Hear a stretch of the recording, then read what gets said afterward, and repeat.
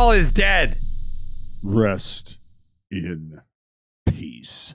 Dallas, come on. I don't have any control over it. Dallas. I don't have any control over it. I think if there's anyone in baseball that is not actually on the team that directly has an impact on the play on the field, it's you to the Oakland A's. How did you let last night happen? Jared, I've been an average hitter, maybe at the highest level that I hit. Mm-hmm. And then from there, I just pitched. Mm-hmm. So maybe what I was going to be able to do may or may not have been able to impact the game. Sure. I appreciate the sentiment. But at this point, they're just words for me. They're just words. I can't do anything. That's one of the greatest parts about my job now is no matter how good or bad things go, typically my ERA stays the same shitty number that it's been since the last. It's not that shitty. It's not that shitty. And so I don't have much to do with what goes on, but I am there to bear witness. And well, last night there's a lot of mixed emotions. You know what? I'm gonna read your tweet here. Dallas had a tweet where he says, "Dear baseball, you always deliver. It was an honor, as it is every night, to watch this game played at its highest level. You never know what you're going to see when you show up to the ballpark, which is why we should always appreciate every moment we have there. Sincerely, DB." What did you really want to say? I said it exactly how I wanted to say it. And that's why I followed up with what I followed up with this morning is an obvious bag of mixed emotions for obvious reasons. And that's what makes the game of baseball, and I think sport in general, exciting, makes it very interesting, is because you find and you come across people who have the ability to separate and compartmentalize things. And you come across people who are like, yo, that's great. That sounds like the high road. And I'll take that, like, in real life if I need to. But this is sports and this is tribalistic. And so I'm here to tell you to hell with each and all of them or that dude or those people. And it's like, okay, that's fair too. I can understand that as well. You spent your hard-earned money cheering for one team, which means you basically want the other team to fall off a cliff. I get it. And so fans, they carry that kind of passion with them. And there was, without a doubt, a lot of that kind of passion coursing through the Coliseum last night. Because with Domingo Germán comes a lot of, I don't want to say question marks because I think the questions have been answered. Yeah. But there comes daylight. With a lot. Yeah, comes with a lot of like, well, you know what? It's really tough for me to cheer for the individual, which I understand. And that's why I framed it the way I did, is because, yeah, I've got a problem with domestic abuse. Yeah, I've got a problem with that shit. So it does make it tough to celebrate the human being in a moment like this. But that's why I try to keep as level of a head as I can, because the game of baseball is what I watched last night. And individuals playing the game of baseball who are the most talented in the world are how I get to watch the game of baseball. And if I'm going to allow those human beings to affect the way I call the game, then that's a me thing. And it's my responsibility to be able to filter through that. And that's what I did. And that's what I will always do.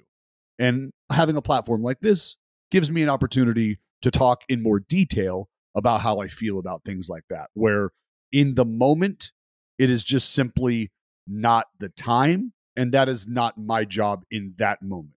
My job is to convey the emotions that individual might be feeling, what's going on in their brain, and just accept what we're watching unfold on the playing field. Mm-hmm. From there, if as fans, you want to involve the human emotion, by all means. I mean, that's your prerogative. That's what makes being a fan so great, is there's no rules to why you care or how much you care or how much you don't care. That's what makes this great. And so watching that unfold last night, yeah, was tough. It was tough because I understand the human element to it and why a lot of people were rooting and rallying against it. And I'll say this, I'm sure that you guys are already aware, but here's the human element to it.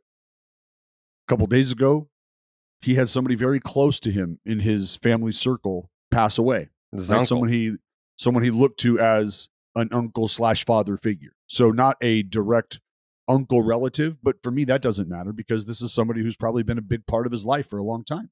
And he lost that individual. That individual's gone from his life. And so during the mourning process, he still chooses to show up and play baseball because for a lot of us, that's just what you do. That's the best way that you can get over something tragic in your life like that, is being able to walk into that clubhouse and those doors close behind you. And with that come the arms of your teammates. They wrap even tighter around you.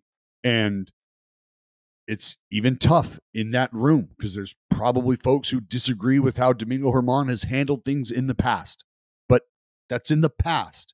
And in that moment right there, they're a team and they're coming together for that individual. And that might not resonate with fans. And again, that's okay. I'm not asking you to be okay with it. I'm just trying to give you some insight as to how things go in that clubhouse in a time like this when it happens with somebody like Domingo Germán. Yeah, no, fuck that guy. Fuck that guy. I don't care. It's one of those things where I get it. Because I was getting it from Yankee fans being like, oh, you won't fucking tweet this because it's a Yankee. I don't give a fuck. Like, it's not about him being a Yankee. The dude slapped the shit out of his girlfriend.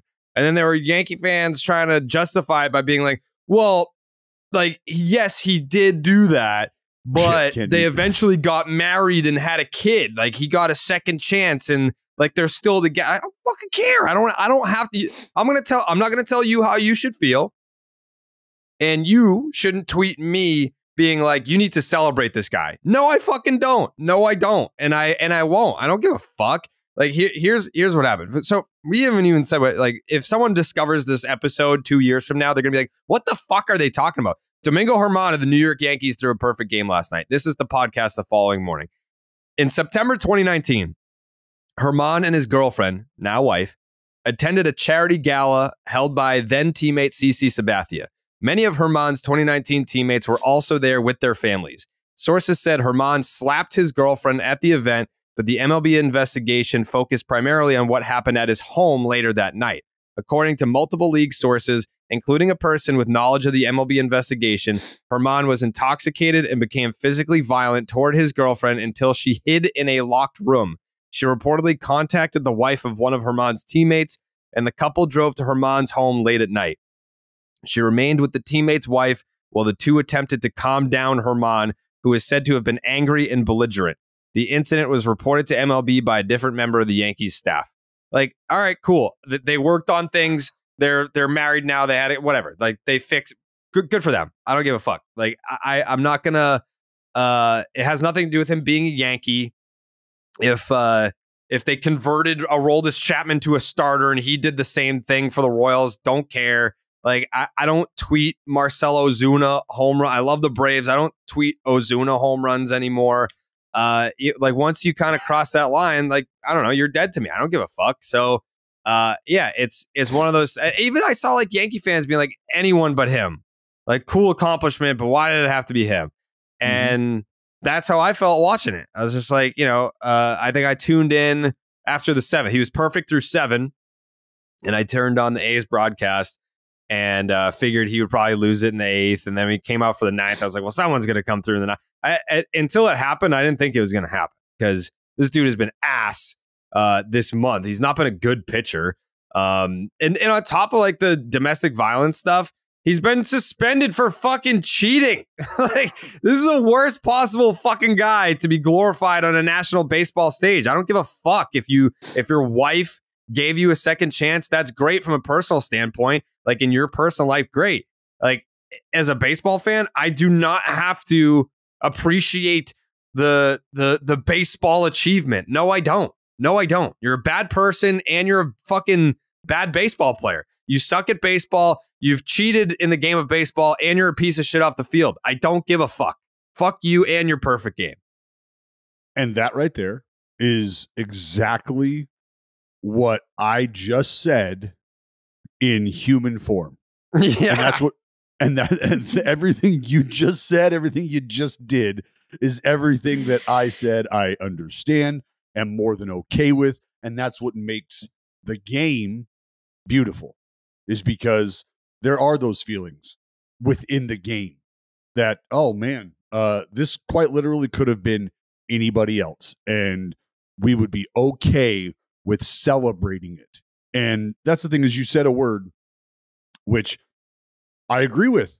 There's a difference between being glorified in this achievement and then having the achievement acknowledged and essentially moving on from that, kind of treating it just like he went 5 1/3, gave up 3, and the Yankees were able to squeak the victory out. You can, if you choose, acknowledge it just like that. Give it no more stock, give it no more weight than just another game, if you so choose. And that's fine. Ultimately, you don't get to have a say in where the record books reflect how this went down. But I get it if there's going to be no glorification for all of the reasons you just laid out. So one thing about baseball, though, is if you give yourself 10 minutes to dive into a lot of folks, there's a solid chance you might come across something that you don't connect with, that you don't see eye to eye with, that you were probably completely unaware that some of the people that you have glorified over the course of your childhood and now adulthood probably wouldn't line up. And if you knew those things about those people, you might have a little bit of a different opinion. But that's why, I think that's a futile exercise, trying to go back and define characters of individuals when ultimately we are there to address how the game has been played by them, not how good of a babysitter we think they would have been away from the baseball field. Like, those are two different conversations. All right, we got to take a break and talk about Zyn nicotine pouches. We're always talking about what a team needs to get to number one, but Zyn nicotine pouches are already there. Zyn has helped millions of people achieve a lasting change, earning the title of America's number one nicotine pouch. If you're a smoker or you're a dipper looking to make a change, look no further than Zyn. Zyn is made with 6 simple ingredients and is available in a wide range of varieties, including spearmint, citrus, and even coffee. And it's available in 2 strengths so you can control your nicotine satisfaction. Because it's discreet, you can enjoy it anywhere, anytime, so you never have to miss a moment of the game. Plus, every can of Zyn earns you points towards premium items like tailgating gear, top-of-the-line tech, Zyn swag, even gift cards. Find your Zyn at your local convenience store or online at Zyn.com. That's Zyn, ZYN.com. Warning, this product contains nicotine. Nicotine is an addictive chemical. So, yeah, last night was weird. Has to be weird. Like, because you can't not call it. You can't not acknowledge that it happened. But even, you're on the opposing team's broadcast. It's not like you're going to be like, hey, it's a perfect game for Domingo. Like, right. You don't have to be excited because you shouldn't be. You're the A's broadcast. You have the out. But it's definitely, to a lot of Yankee fans' credit, besides like, the typical scumbags that are on there, there wasn't a ton of like celebrating. I think some of them were able to either say like, yeah, like, I don't know, it's cool to see history, but I think there was a caveat to most of the reactions. There were I'll tell you this. There were a small handful of just delusional, like, oh my God, this is the greatest thing ever. It's like, no.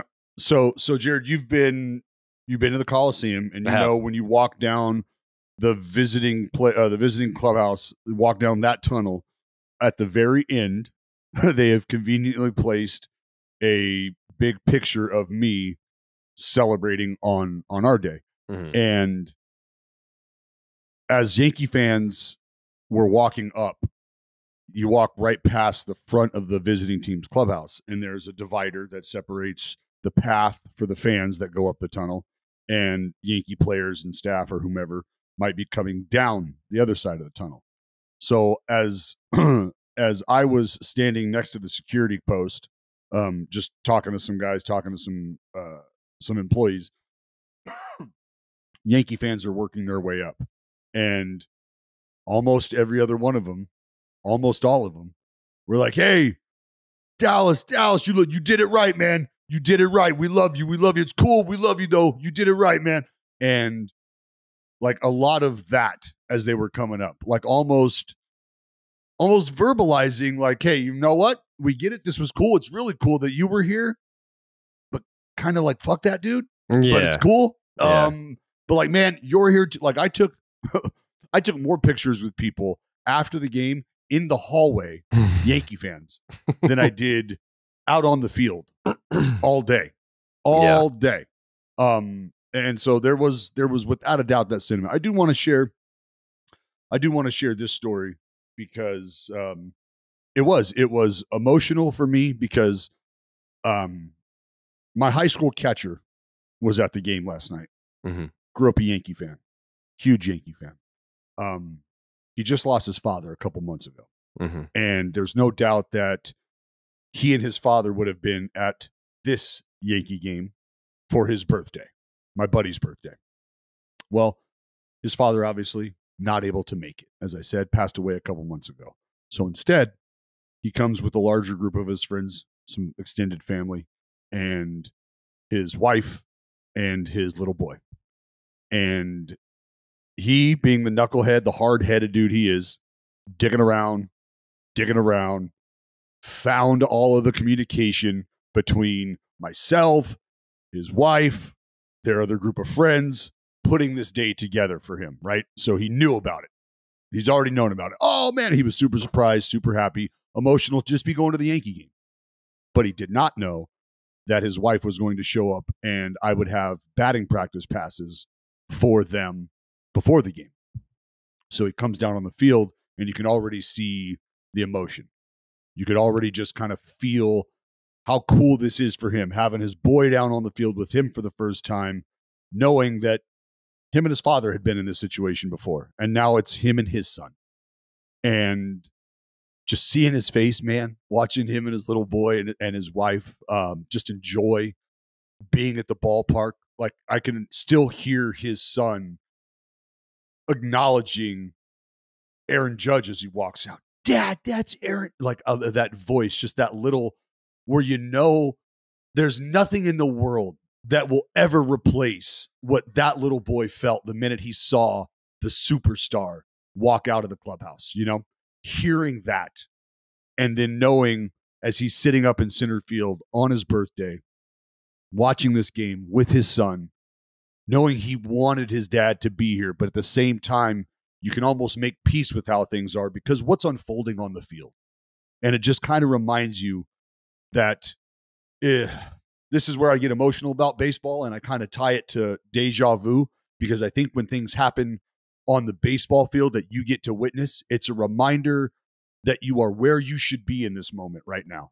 The reason you're watching this is because what you're going to take away from it could impact you on a level that you might not think about or even feel today. And I think that's what happened last night. And it would not have happened without the game of baseball, man. And I got no doubt the big guy was watching with his son and his grandson last night. So those are the things that I pull away and take away from baseball as it gives us these moments. And it was effort to try to, again, compartmentalize what I understood and knew about the individual and how I chose to process it in that moment. And having that going on at that field at that same time was pretty cool for me. Because as we sit right now, the Oakland Coliseum may never stand again after next year. I don't know. I have no idea. But what I do know is the magic that the game has provided in that building specifically is unmatched in terms of the longevity and the history of that Coliseum. You've got Yankee Stadium and the Oakland Coliseum as the only three places in the baseball universe that have had 3 perfect games thrown on their dirt. Yankee Stadium and all the history that comes along with that, and the Oakland Coliseum. That's it. Jayhay, your thoughts? It made me sad. That was my reaction. Actually, I was not up at the time that it was going on. So it was an after the fact reaction, like at 5 a.m. And I saw Perfect Game and I was like, I mean, that is genuinely one of the few sports accomplishments left that gets me like super jazzed up. And that I'm like I'm a stop everything sort of thing for that accomplishment. And like to see that the first one in 11 years or whatever it was Germán it just sucked because I didn't want to watch the highlights.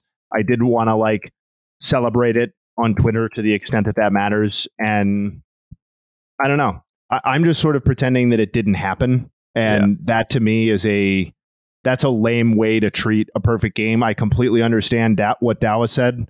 And Dallas and I, thankfully, not thankfully, whatever, we occupied different roles in the baseball sphere. And I was fortunate enough to not be calling that particular game. And so my reaction can be like as genuine as it needs to be. And my reaction was, this sucks.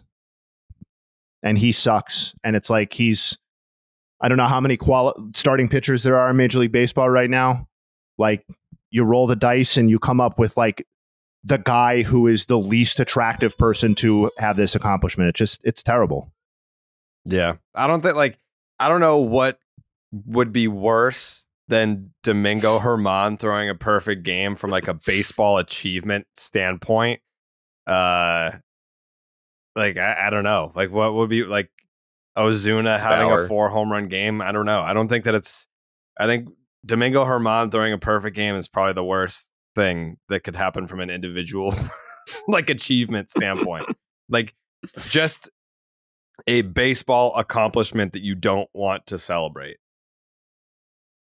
That's got to, I mean. Well, is he going to be invited to the perfect game house? Or is it going to be like an O.J. Simpson type Heisman house deal where, like, I don't know, is O.J. Simpson allowed in the Heisman house?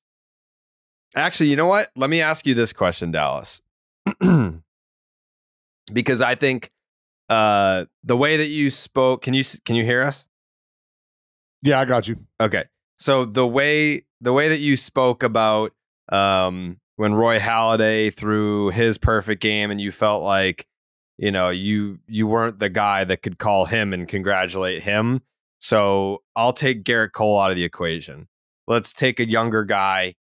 Let's say Clark Schmidt threw a perfect game last night. Did you go down to the Yankee clubhouse to congratulate him after the game? Yes, absolutely. I went down to the clubhouse yesterday. Before the game, or did you go down to congratulate Germán? I saw them after the game because I also wanted to go down and congratulate Kyle Higashioka. Ah, that's cool. Because the home run Stroka. Because a lost in all of that, as I know all too well, is what the catcher has done.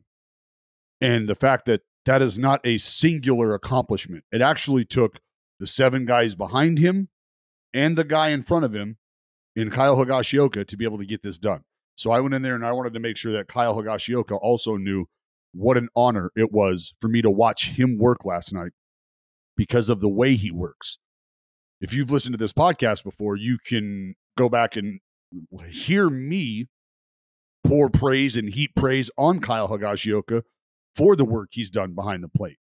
Because when you have somebody of Garrett Cole's stature and status within the game saying, that's going to be my dude, I like that guy. You take note of that. That's somebody who goes about their business in a certain way that attracts a lot of guys just because it's selfless. And so I wanted to make sure that Kyle Higashioka knew that I thoroughly enjoyed watching him go to work last night, watching the back and forth between he and his pitcher, understanding that there were moments in the game where there was shakes going on, trying to get on the same page. And so knowing all of that and knowing what kind of brain power goes into navigating a lineup the way that they did, knowing that I was in the building at that moment, I was going to take that time. And I did. That's cool of you. Yeah. Yeah. Higgy deserves major credit for being back there on the 1s and 2s. Did it seem like he appreciated it, or did it seem like it was another congrats in a long line? No, I walked in and I saw a lot of the guys. AJ Judge came up and said what's up, gave me a hug. We're just talking like fucking crazy, man. Like shit's crazy, And then I saw Higgy and he just came up to me and I was like, Higgy, and he fucking just gave me a big old hug and I just hugged him and squeezed him and was like, I want to let you know, man, how just how thankful I am that I got to watch that tonight. And I want to let you know how big of a fan I have been because of the work you do behind the plate. Understand you're a terrible hitter. He just kind of laughed. But like seriously, man, tonight was an honor for me to be a part of, just to bear witness to. And you deserve a whole lot of the acknowledgement because I did watch it. I did ask him, how many times did he shake? Blah, blah, blah. Because it looked like there were times where you guys were kind of struggling to get on the pitch. He was like, fuck, he might have shook me off every other pitch. He's like, so just having that kind of talk. And yeah, that was cool. And I had a lot of, I had a lot of emotion thinking about Roy Halladay. And you know what? Last night, I think confirmed for me that I am glad, as much as I missed out on the opportunity to extend gratitude towards Mr. Halladay, that was not, it just wasn't going to be my place. Mm-hmm. And I'm okay with that today, where 48 hours ago, I might not have been okay with that still. I wasn't okay with that still. Today I am. Why is that?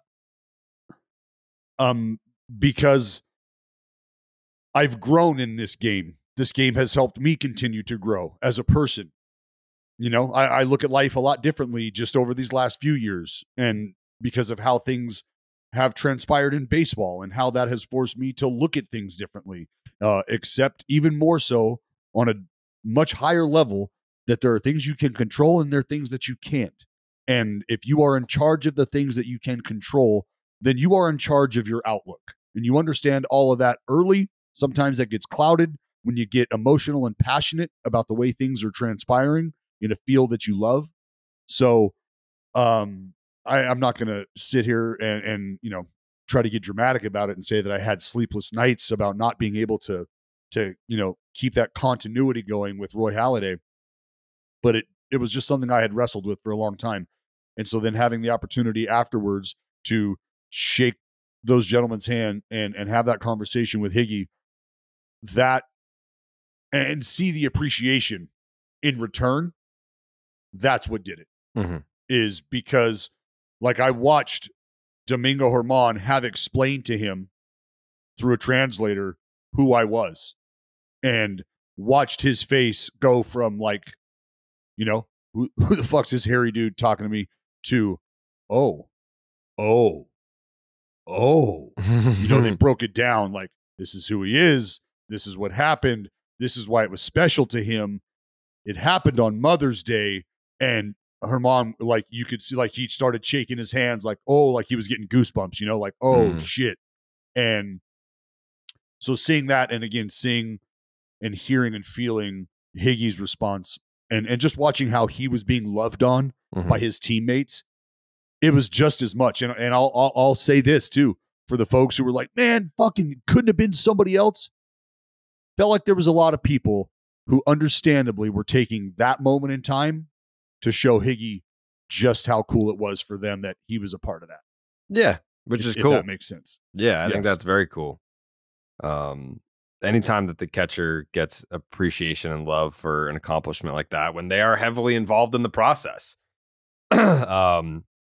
So yeah, congratulations to Kyle Higashioka on his perfect game. Outstanding achievement.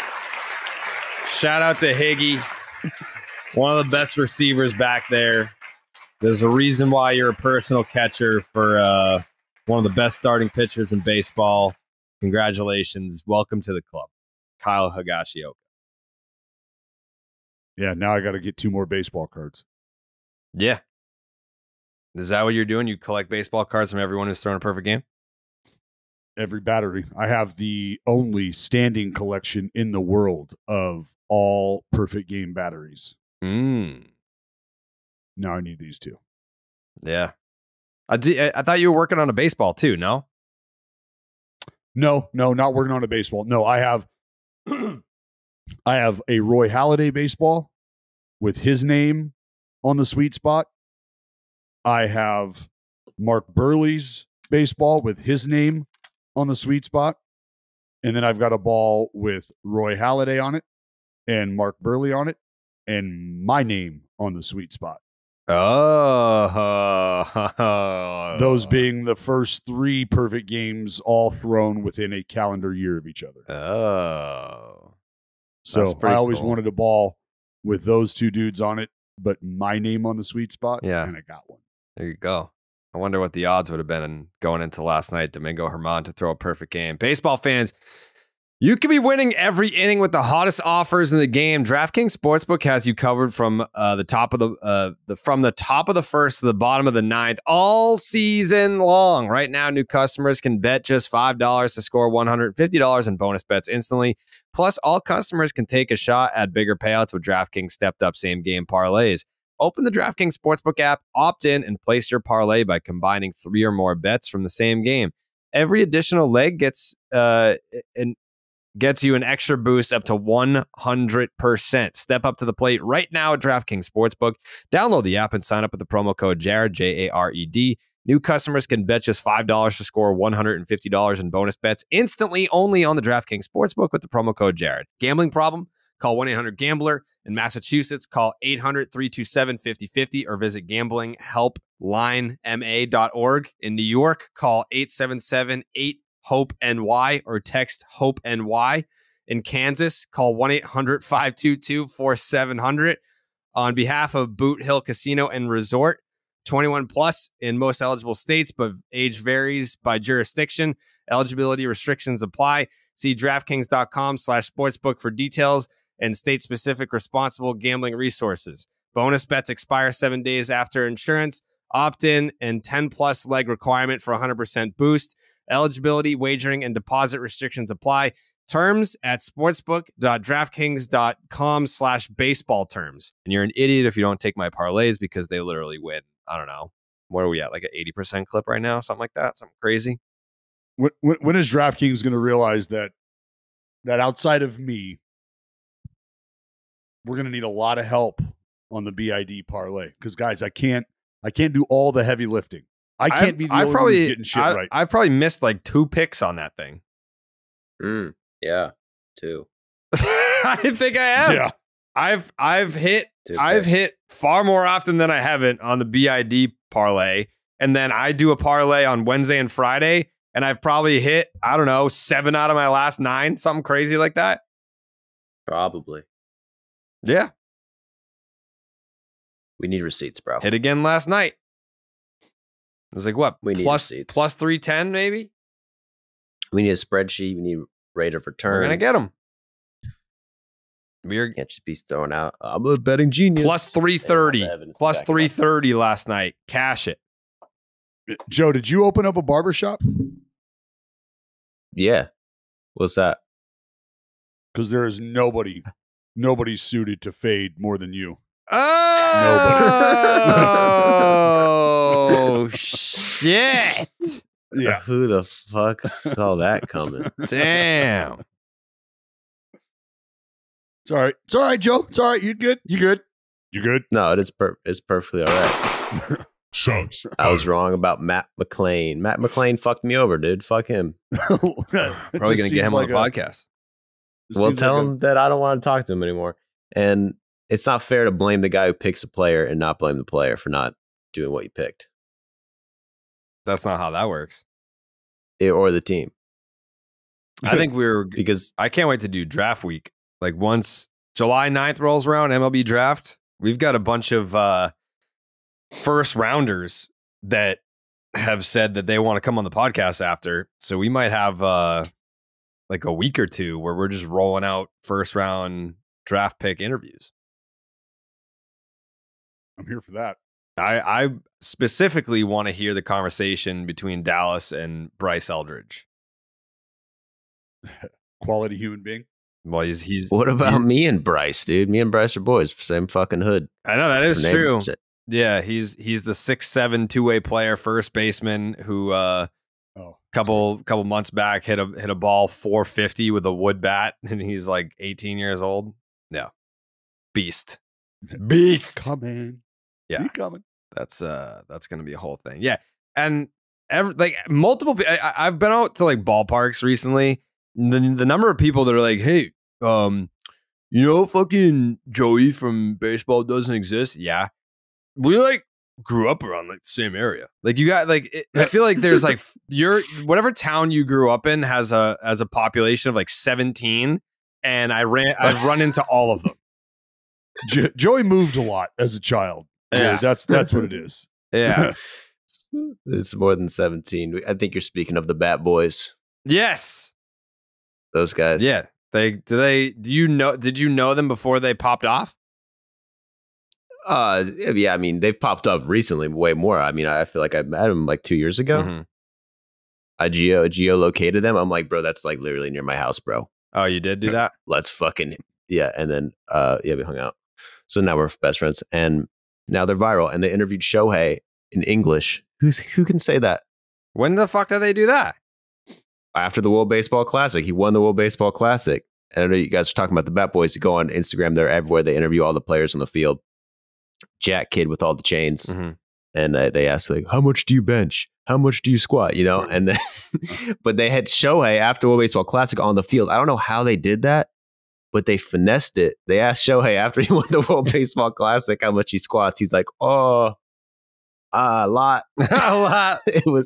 It's the sickest shit ever. I'm like, that is legendary. To get an interview in Shohei after the World Baseball Classic in English. Just a couple kids from Northern Virginia making it big time. Ben Verlander didn't even get an English interview with Shohei. Ben Verlander couldn't touch these guys. Damn. No disrespect to Ben, of course. Of course. He does great work at himself, but I ride with the Bat Boys. Ben Verlander, also from Virginia. There you go. Is he really? Yep. Old Dominion, baby. I didn't know that. Goochland. He's from Goochland, Virginia. Isn't your wife from Virginia, Dallas? She is from Wheeling, West Virginia. What's the difference between West Virginia and Virginia? Well, one's used to be the same state. One's a little farther west than the other. Is it like duh? Is what's the reputation? In the name. Joe would know. What's better, Virginia or West Virginia? What's the reputation of West Virginia? What do you mean? Like everyone knows. Everyone knows the reputation of West Virginia. Yeah, we just stay away from that. Is West Virginia just a bunch of like hillbillies? Yeah, country folk. Okay. Yep. Hard workers, dude. Coal miners. Yeah. Coal miners. Coal miners. Coal miner's daughter, Jared. Coal miner's daughter. Okay. Yeah, my wife has most of her teeth. It's fine. It's all good. She's staring right at me. She's staring at me. She's like, why is this coming up? She's staring at me through that Mountain Dew smile.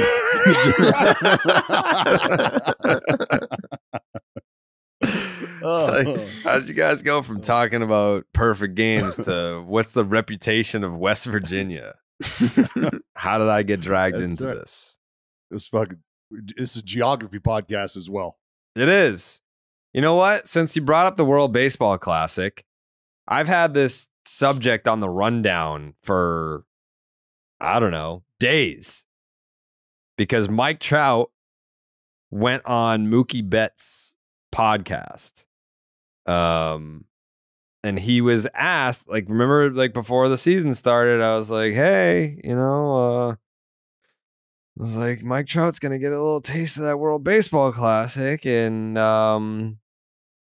it's going to end up being a situation where he wants a little bit more of that action. And lo and behold, that's how it played out. This is Mike Trout talking to Mookie Betts. I remember we were sitting at the locker one game, right before the game, and we're putting our clothes on. You asked me, like, Mook, is this what playoffs feels like? And that kind of hit home, like not hit home, but like it hit me. And I was like, wow, Mike Trout, who is 10-time All-Star, 9-time Silver Slugger, 3-time MVP, all these things, hasn't really experienced playoffs like that. And it's not a shot at you. It's just anything. Like, people play this game for 15, 20 years, and they never make playoffs. And then you get certain guys that bounce around teams for 6 years in a row, and they're in playoffs every year. Sure.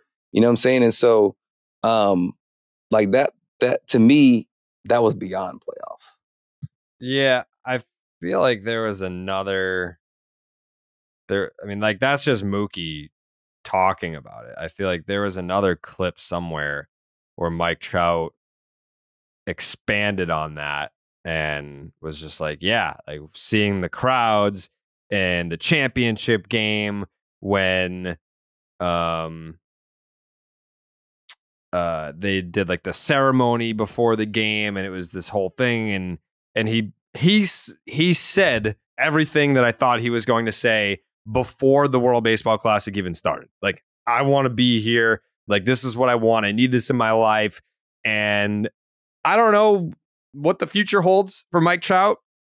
I think it's far too soon to say that his World Baseball Classic experience is going to be something that motivates him to request a trade or publicly says, like, we need to do better from a front office perspective. Like, we need to keep Shohei. We need to build around. Like, I don't know what it leads to, but I just knew, like, Mike Trout is far too talented and far too good at the game of baseball to experience an atmosphere like what that World Baseball Classic was for Team USA and not come out the other side thinking, like, I need this back in my life in some capacity, preferably with the Los Angeles Angels.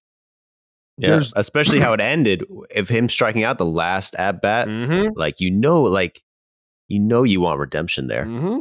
You want to stick it to the man, and I think actually win something. I think as baseball fans, what we're hoping for is something that I think I kind of saw unfold in Oakland with Bob Melvin. All right, a highly touted manager, very skilled in that realm, and was coming into a situation with the franchise and the organization that was going to be a rebuilding situation. And where Bob Melvin is at in his career, what he's capable of, and the respect he has garnered probably put him in a spot where that wasn't going to be the decision he would have made to continue on in a rebuild. And while he still had time on his contract, A's ownership in the front office said, you know what? We can understand all of this, and we're going to allow you to go have those conversations elsewhere because we get it. This isn't part of how your legacy is going to continue. You're not going to, at this point in time, have gone through these postseason runs with this group and then start a 3+ year rebuild with this group here. Go and find a job elsewhere. We understand. And he did. He's now in San Diego, surrounded by superstar talent. So I think, to put that in a Mike Trout perspective, do we get to a point where Artie frees the fish and is like, look, whatever we're going to get back for you, as diminished as that's been now over the past few years, because, well, you're not going to keep getting better after a certain point. There's going to be a time where Mike Trout starts to regress. And I don't know, man. We got to, what we're getting back for you, we have to make this move now. We have to make it. I think baseball fans want to see Mike Trout in the postseason, like they want to see Shohei Ohtani in the postseason. But the only way that any of that happens is if Artie frees the fish and the three-sword samurai. That's the only way that's going to happen. And that's what I think. He's freeing himself. Right. He's well, that's himself. What we're waiting for. They talked about it. Mookie and Trout talked about Shohei's impending free agency. Are you pulling out all the stops to convince Ohtani to stay during free agency? 100%. Yeah, who wouldn't want that guy on the team? I feel like you have to. Like, I mean, what? Let's just throw out a random number. How much do you think he'll get in free agency? I think he's anywhere between 5 and 6. Do you know how many M's that is? That's a lot of M's. That's a lot of M's. Oh my gosh. I mean, I asked a lot of people this. How many years do you think he has of doing both? That's the part that I don't know. Because I really, how old is he? 29? 28. I think he'll be 28, 29. I think. But that's a serious question. Like, people ask me all the time. Like, I see him every day. Yeah, I've never seen him. So, yeah, what would you, I would say of doing both. 6? Yeah. 5 or 6? Yeah, that's tough, bro. We play every day. Like, we know how to grind. And especially as his level. You know what I'm saying? Like, he's not just out there just getting some hits and clogging up bases. Like, he's stealing bases. Yeah. He's getting off the mound, starting, and then he's leading off the inning. You know what I'm saying? Yeah. And stealing the base. And then, so he I got to give it to him, bro. He works, man. Yeah. That's why. But I think any between 5 and 6. That's so much money. That's a lot of money. Okay. So it's not anywhere between 5 and 6. It's somewhere between 6 and 7. If we're going to be honest about that conversation. What I take away from that, and I hope fans listening to that also perked up, is listen to Mookie, how he I don't want to say sensationalizes, how he is almost taken aback by the fact that Shohei Ohtani comes off the mound and then leads off the inning. And there's a reason that is said the way it is specifically, because Mookie Betts has ran from right field into the dugout on the third base side and had to lead off an inning. And he knows how much or how little time, especially today, goes in between him getting off the field and being able to mentally prepare and physically prepare for his at-bat. There's not much time. And what you hear there is Mookie Betts realize, and fuck, if I was a pitcher, that would be even tougher. Mm-hmm. I feel like that would be even more difficult to do. So I got to give it up to the dude. And you heard Mike Trout say, he grinds like you and I, Mookie Betts, coming from Mike Trout, you and I play every day. We grind every day. And you can hear the astonishment in their voice as two of the most elite players who play every day going over what this dude does every day. And they are blown the fuck away by it. Blown away. Hard to even conceptualize. Mookie Betts having a difficult time wrapping his head around what it would be like to come trotting off the mound after blowing 102 and punching out the side and then hitting a 115-mile-an-hour fucking piss missile out to center field. Well, Mookie... Hard time even conceptualizing that. Mookie thinks that he sucks. Like, Mookie is the best player to have no self-esteem whatsoever. He is not. Oh, I thought you were saying Mookie thinks Shohei sucks. No. Like, No. Mookie thinks that Mookie sucks. He'll it's not him attempting. Like, there will be time like A-Rod, for example, he'll have these cringe attempts at being humble when we know what he thinks of himself. Like, he'll kiss a picture of himself or the mirror or whatever. Mookie will go through struggles from a baseball standpoint and genuinely believe that he sucks at baseball. Like, this happened in the minors, this happened in college, and it came with him all the way to the big leagues, where he will just be like, yeah, I'm not good. I suck, blah, blah, blah, blah. Then he needs guys to pump his tires to feel good about himself so you can get back out there and be Mookie Betts, which is one of the best players in the fucking game. He would annoy his own teammates, because if he's walking around being like, man, I suck. And they're like, bro, I'm just trying to stay in the fucking big leagues. I suck. You're Mookie Betts. No one wants to hear you say that. But saying he's never really seen Shohei is kind of crazy to me. Well, did you imagine Mookie Betts having some of the boys over after the game, little sleepover or something, and Mookie goes 2 for 4, maybe punched out twice, and all of a sudden, guys are waking up 3 a.m. to bowling pins just being strewn about. What's going on? It's Mookie downstairs. You couldn't sleep again. It's his 4 300 roll in a row. He's still pissed off about the 2 strikeouts. He can't get over himself. The guy just can't. He He can't handle failure. You know, he's not that great as he bowls his 5th 300 game trying to process his 2 for 4 with a homer. Like that's the kind of vibe you get from Mookie. Like, I don't know, man. I don't know when it's gonna come back.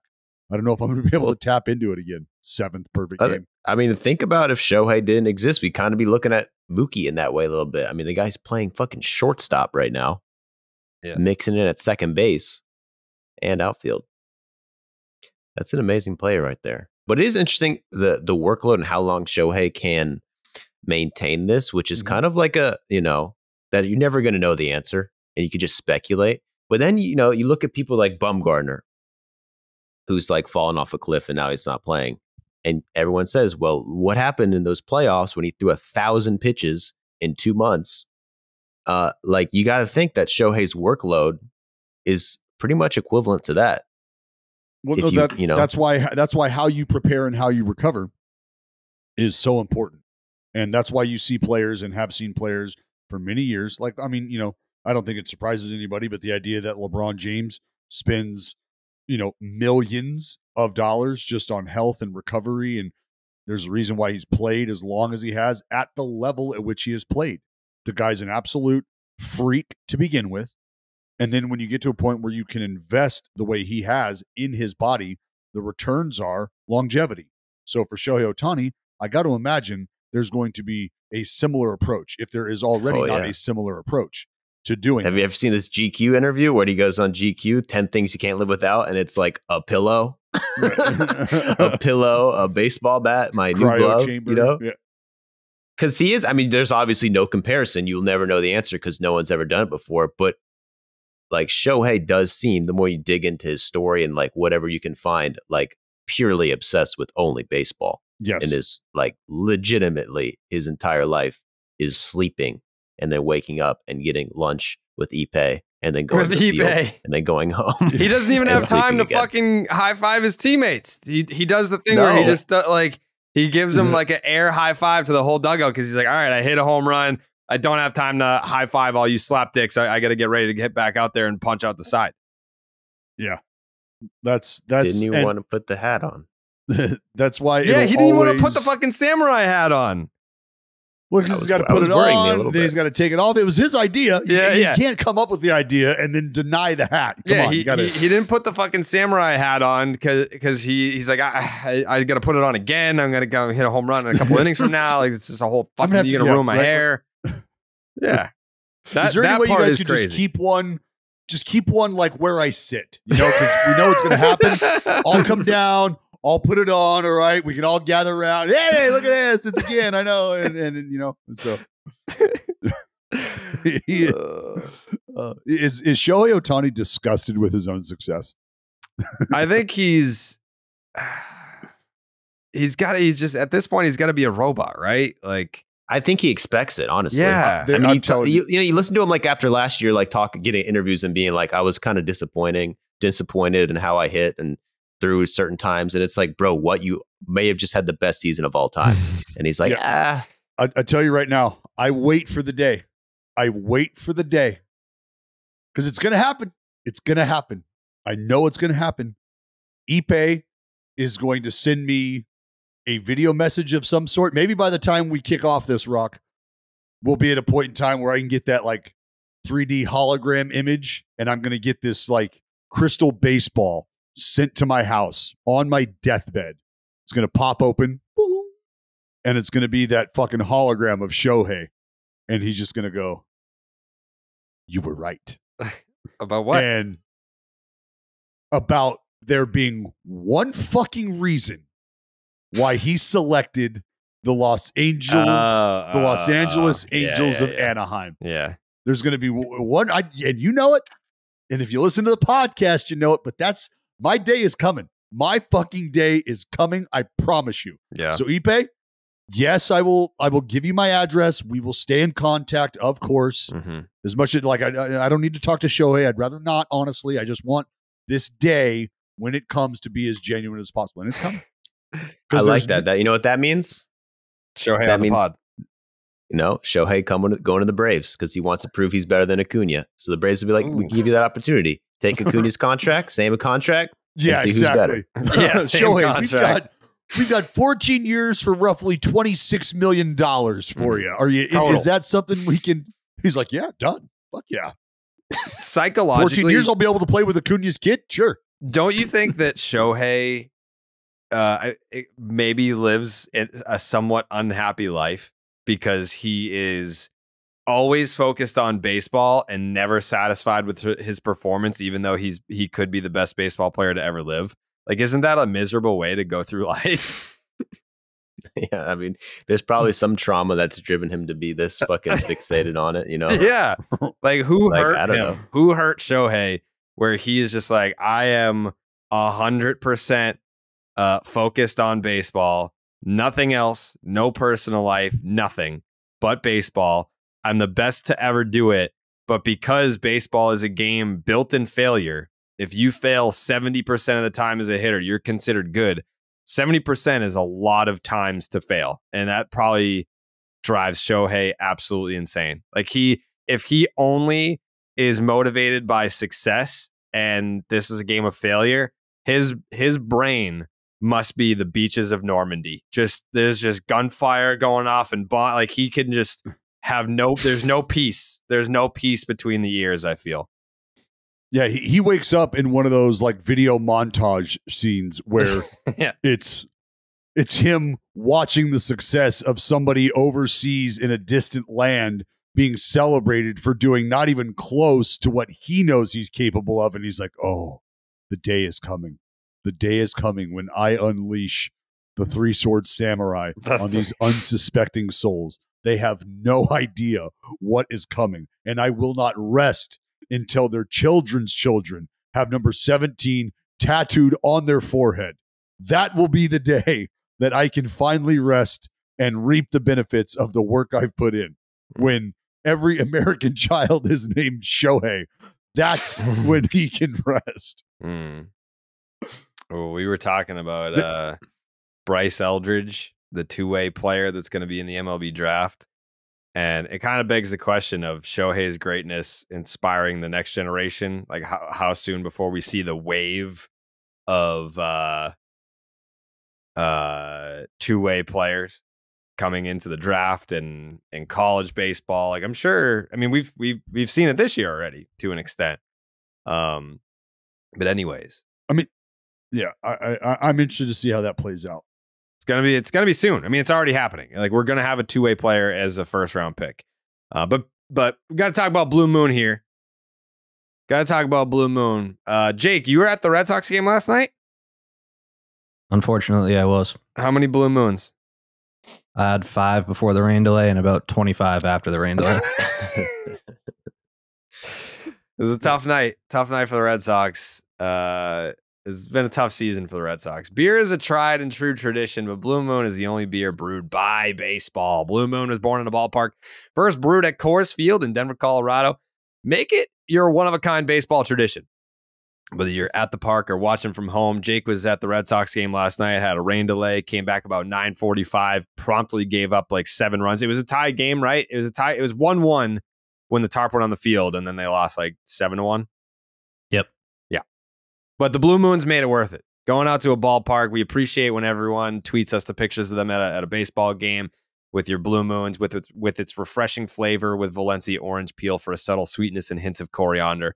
Blue Moon Belgian-style wheat ale is a one-of-a-kind beer that's made brighter. It's carefully crafted and full-flavored with refreshing notes and a smooth, creamy finish. Blue Moon was brewed by baseball to give you a dose of nostalgia and get you excited for the new season. Why strike out with the same old beer when you can get something that's one of a kind? Its bold flavor, bright explosion of color, and iconic orange slice ritual guarantees a one-of-a-kind beer experience perfect for spring weather. Best served with its signature orange garnish to showcase its beautiful bright color. A beer this good only comes around once in a blue moon, but you can enjoy it all season long. Keep baseball traditions alive with Blue Moon Belgian-style wheat ale. It's a one-of-a-kind every time. Check out shop.bluemoonbrewingcompany.com for baseball merch and visit get.bluemoonbeer.com/rocket to find Blue Moon delivery options. That is get.bluemoonbeer.com/rocket. Blue Moon, made brighter, celebrate responsibly. Blue Moon Brewing Company, Golden, Colorado Ale. Yeah, so really quickly, because I am flying to Chicago for some NASCAR content. Let's go. Woo! Start your engines, Carabas. Oh yeah. Jared, are you are you restrictor plate guy, non-restrictor plate guy? What are you? Are you a short track guy? Because I know you've been in this game for a long time and people aren't aware of this about you. No, people have no taste idea you've developed. I just love it all. At the end of the day, Don't give it away, man. yeah, I'm not gonna go too deep into my NASCAR fandom. But at the end of the day, it's just when I just see those cars going, I'm just like, fuck yeah, dude. Do it again. You won't go around again. Do it again. You're just about going left. That's what you do. Oh man. And at the end of the day, baseball and NASCAR are one and the same. It's all about those left turns. Just left turns, baby. Taking the right amount of left turns. Yeah. Cut the corners, taking the left turns. NASCAR go hand in hand. And I'm going to try. I think we may have. It's like a TBD interview with a Cubs player. No idea. Like my plane is about to take off in a few hours. No idea who I'm interviewing. And then I'm going to track down the Biebs, who's pitching against the Royals tonight. So he has this series against the Cubs off, which means that he'll have plenty of time to give us, 10, 15 minutes, just catch up. Always great to talk to the Biebs. And then I'm back on a bird on Saturday, coming back Saturday night. And it's right back to sucking the week's dick, as they say. You're not hanging out for the big race on Sunday? Well, I got to come back and podcast. But I'm going to watch it, obviously, on television. It's going to be... So, yeah, I won't miss it. Fucking... yeah. So, I'm pumped. And, yeah. Who's your favorite driver, Dallas? I like Kevin Harvick. He's cool. Kevin Harvey? Oh, that's trash. Harvick. That's what I said. Kevin Harvick. Why is that? Why is that trash, Joe? Why is that trash? He's not fast. Do you care to expand? Jeez, he's not as fast as and he doesn't respect the race, bruh. Damn.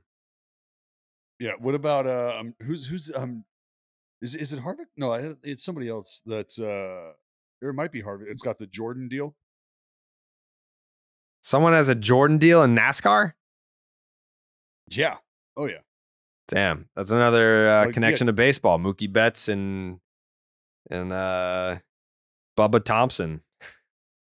No, because I think that's definitely a race car driver name for sure. Bubba Thompson. I'm pretty sure he's a Major League Baseball player, isn't he? Bubba Thompson. Yeah, Bubba Thompson is an outfielder for the.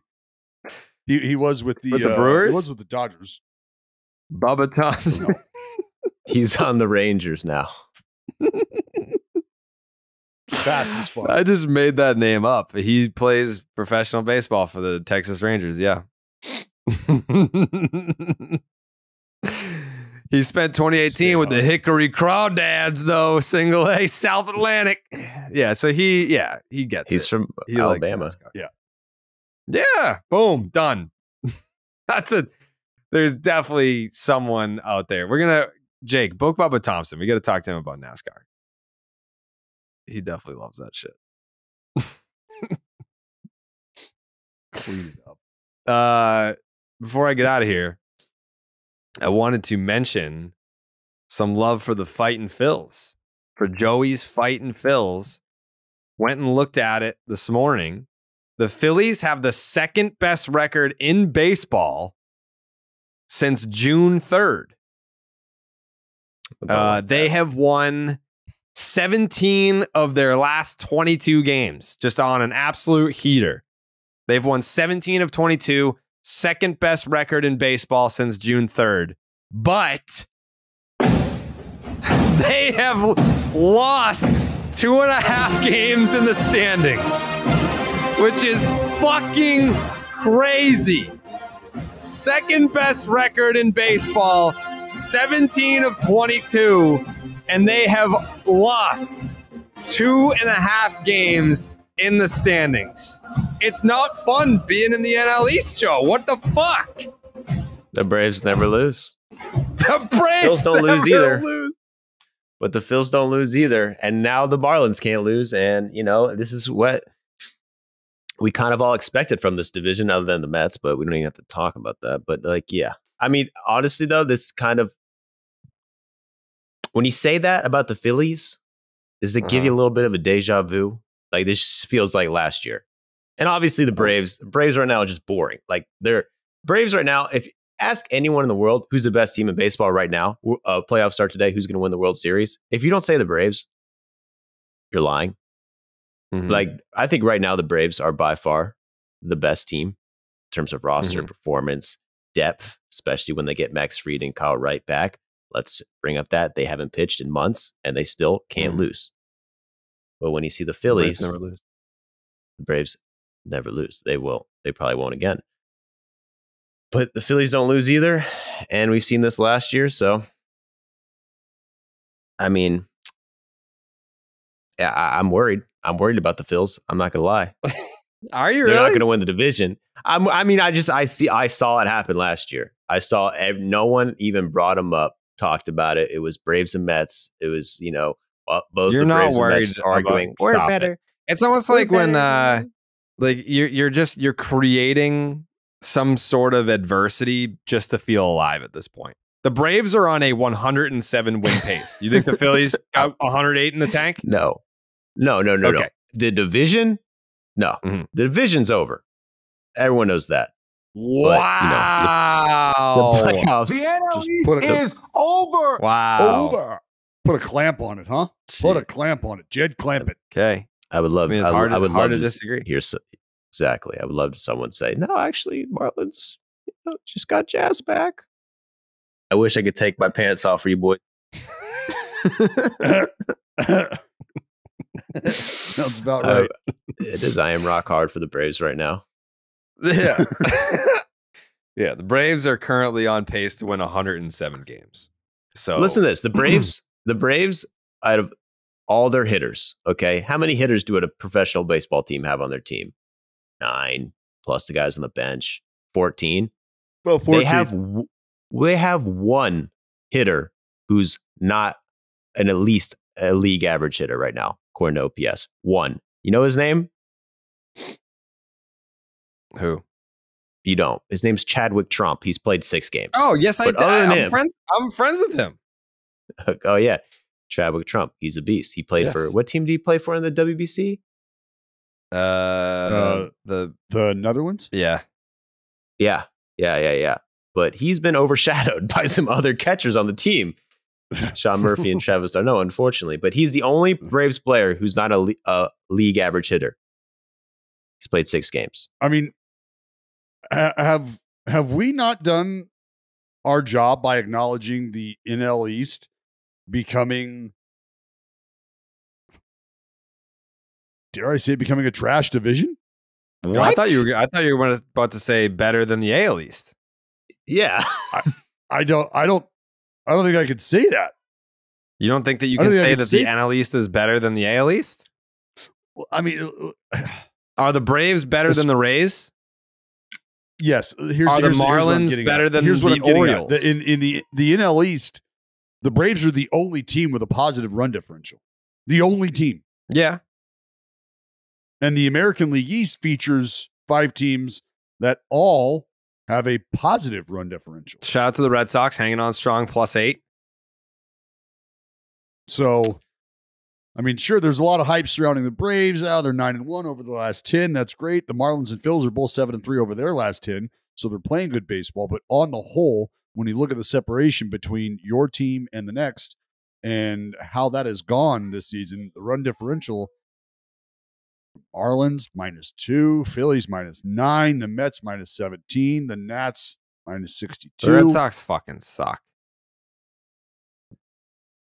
Red Sox are bad. But I mean, if you're comparing them to they're not bad. Like, so the thing about they have a +8 run differential. They lost their 4th straight game last night to drop to a game under 500, but it's their like they don't look like they play baseball. Like they can hit. They get like the starters if they're healthy, they were good. Like the bullpen, at least like the back end of the bullpen's been good. Like Kenley and Chris Martin, like they've got pieces to show. Like, hey, we've got like a pretty good baseball team, but the number of players that they have playing out of position, they basically saw what the Yankees were doing in 2021, where they just had a bunch of guys playing out of position. Like, well, that didn't work. We got to try this out. That's what this fucking team want is. to make sure. We want to make sure that we never want to do that. Yeah, we want to make sure that like it wasn't just an anomaly that the Yankees tried to play a bunch of players out of position and then it didn't work out. We want to see if we can pull it off. Like that's the Yankees are still doing that, and it's still not working. Except they did have a perfect game yesterday. Let's not forget. But yeah, that strategy. I need this series against Oakland has to be a Rockies Angels situation where there's like a 25-1 game in the middle, but they still lose the series. Like you can throw a perfect game in the middle, but the Oakland A's are still going to take the series. Like I need that. What time's the game today? 3:45. Yeah. Eastern? No, I gotta go here soon because of. I do too. My dad just broke into my house. Hey guys, if you're like me, what you watch depends on what kind of mood you're in. That's why Max is my first pick for winning entertainment. Sometimes I'm craving comedies like Friends or South Park, and sometimes I'm totally into dramas like HBO original Succession and House of the Dragon. I also love cooking shows like Chopped and Beat Bobby Flay. And don't get me started with movies like Lord of the Rings. Me and Joe talk about that all the time. We're always doing like different Lord of the Rings impressions. And he's like, and Shazam, Fury of the Gods. Well, Max's streaming destination has been the best entertainment for whatever mood I'm in anytime. And plans start as little as $9.99 a month. Max, the one to watch. Subscription required. Visit max.com today.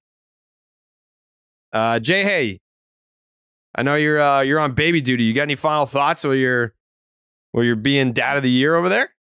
I'm sure that's pissing you off so much, Joe. How pissed are you that Jayhay has been on dad duty this episode? I'm ignoring it. I got my own thing going on right now. Hands are full. What do you got going on? What do you got going on? Work. Oh, you're working?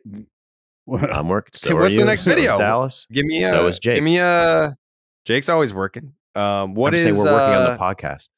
The next video? We're working on the podcast. Yeah. What's the next video? Yeah, we went to work this morning. Jayhay didn't. But it's not a big deal. Yeah. Sometimes you fuckers miss work. Sometimes you motherfuckers miss work, and then me and Jayhay got to take over. I don't know that low key. I'm the only guy that doesn't fucking miss work here, but whatever. That's true. You're always you're the only guy that's in it from start to finish for sure. Pretty much. The next video. What's the next video going to be about? Yeah, give me a hint. I don't want to know the full topic. It's about a. It's been a while since the last one. I feel like this has been a drought. I just posted one a couple days ago. Nobody saw it. Don't what worry was about it? It's about hot dogs. It's about hot dogs? Yeah, it didn't perform well yet. Yeah, I was going to say because it didn't even come up on my YouTube homepage and I'm a subscriber. Oh, I'm getting shadow banned, buddy. That's just the name of the game, but we'll be back. You're definitely getting shadow banned because I am subscribed. I'm one of your 607,000 YouTube subscribers and it did not come up. Yeah, I didn't get the alert. Why baseball is obsessed with hot dogs. Is this video going to break the streak of Millie views? No, I'll get 1 million. Just take. You think so? While, but yeah. Oh, there's come on, Jared. You know how many fucking glizzy gobblers there are out there? Yeah. Joe's on a streak right now of 1.1 million, 1.9 million. Oh, 934,000. But I'll still give you credit for that one. 1. What the fuck? How does that work? What? Oh, we'll still call it 1 million, though it's not. Well, you round up, right? Well, you missed the one that got 331,000, which wasn't even close. Got fucking age restricted. The weirdest players in baseball history got 331K. 1.4, 1.5, 2 million, 2.6 million, 1.5 million, 1.6 million, 1.3 million, and then this hot dog video, which is going to end up being like I don't even know. It's gonna like people are gonna be talking about this like it's your relapse album. Is that a bad album? Is that what you're saying? That's like Eminem's worst album. He just put out banger after banger after banger, and then he put out an album that everyone was like, "What the fuck is this?" And then he had to put out an album about how that album sucked. Yeah, is this Dr. Dre's The Firm right now? Is that what this is? Yeah. Well, I don't know. It could be. It was a little bit of an experimental video. Come out strong with this next video. All right, give me the hint. What's the next video about? The next video will probably get a lot of views. It's a topic that gets a lot of views, I'd say. The person the video's about has been on the podcast, not with us, but the old podcast. Oh. Okay. I think I know who you're talking about. Okay. And we'll leave it right there. Okay. Ooh. It's a big tease. Stay tuned. Stay tuned. My final thoughts today are with the orcas off the Iberian coast. Oh, who finally someone said it. All right, it has to be addressed. I thought we were going to go. The orcas off the Iberian coast they have turned heel. Oh Jesus! They have turned heel. Can you blame some them? are saying Can that you the orcas, blame them? No, you really can't. You know, this is a traumatic event, they say, that is starting to play out in real time. The orcas, through social behavioral learning, are being taught by this one traumatized orca how to hunt and sink boats. It's been going on for a while. They just sunk their third boat, and they're saying there's really no sign of slowing down right now. The pod of orcas is not here for the bullshit. They are done with it. They're done with the fucking harpoons. They're done with the whaling boats. Good for They're them. fucking over all of it. And they are now actively hunting human boats and sinking these motherfuckers. Good. I'm Team Orca. Look, and as am I. As am I. I am here for Team Orca. Yeah. Doing the damn thing. This is great. It's like the videos where you see somebody fall out of a fucking tree stand with their bow. Bow hits the ground. The buck just below him is startled and then proceeds to kick the shit out of the hunter. I'm just saying. Yeah. We've always asked what happens if you gave the animals a gun. What would shit look like? Well, the orcas are like, you know what?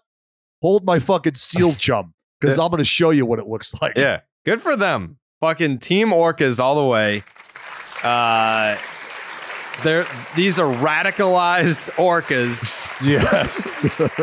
And you have to figure, right, that if you are hunting orcas right now, you are now officially in the camp of we're asking for it.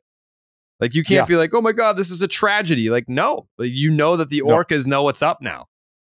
Yeah, you need to know that underwater, there's a fucking wanted poster with your mug on it, slapped to the side of this beautiful coral reef. Yeah. And you are fucking next. Yep. They know you. They're coming for that ass. Good. Fuck them. Team Orca for life. All right. Enjoy your weekend of baseball. We will be back on Monday. If you're at Wrigley this weekend, I'll be there. Come say hi. We'll hang out. We'll do some Blue Moonage. Joseph, Dallas, Jake's takes.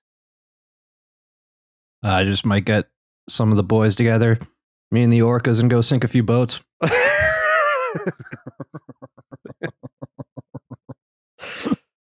right. We'll see you on Monday. We gone.